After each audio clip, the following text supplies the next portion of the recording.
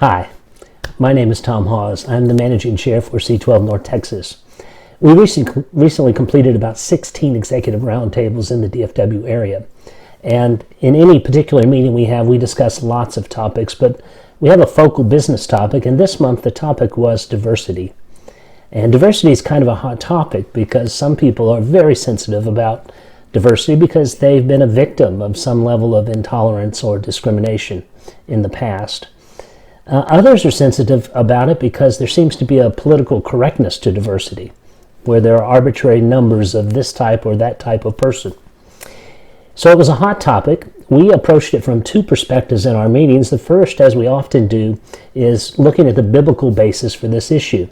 And what we find in the New Testament are many examples of diversity. Men and women are featured prominently. Different races, different cultures, people with different gifting, different functional responsibilities, and so on. So the Bible speaks clearly about a Christian's obligation to engage in diversity. The second perspective was, and this appeals to our members very much, is what are the practical dimensions of diversity? How does it help a business?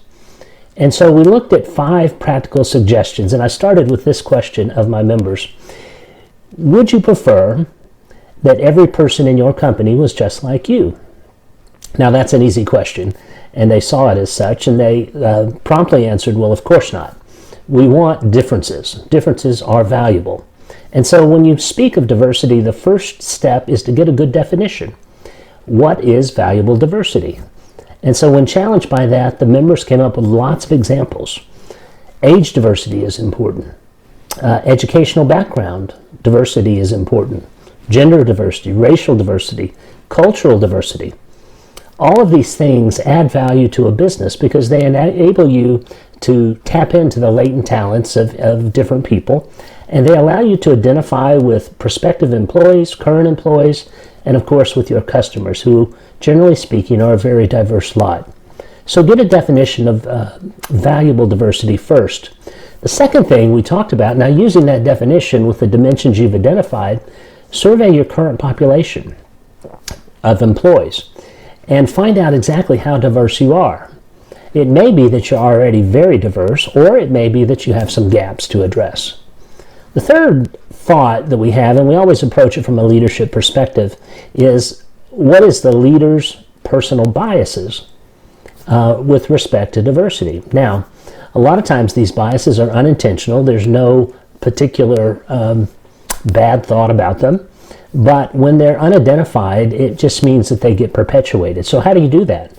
And we talked about asking those people who are around you to identify any particular biases that you might unconsciously have.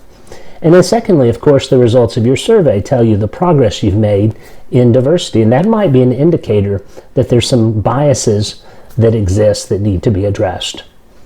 So the fourth thing, which is very similar, we talked about institutional biases. And companies speak a lot about themselves through their documents, through their policies, through their websites. And we gave an example of one company that had unconsciously, with no ill intent, on their website depicted a very homogeneous set of images. Looked very similar. And it really didn't reflect the heart of the organization, nor did it reflect their current population. But it's a small thing to pay attention to that sends signals to those that are encountering your company.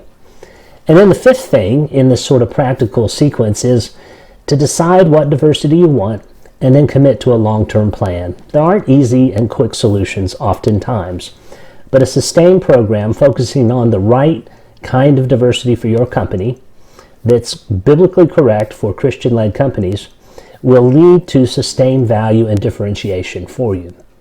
So we talked about that. We talked about a whole bunch more in our meetings, and we'll talk about a lot in our upcoming February meetings.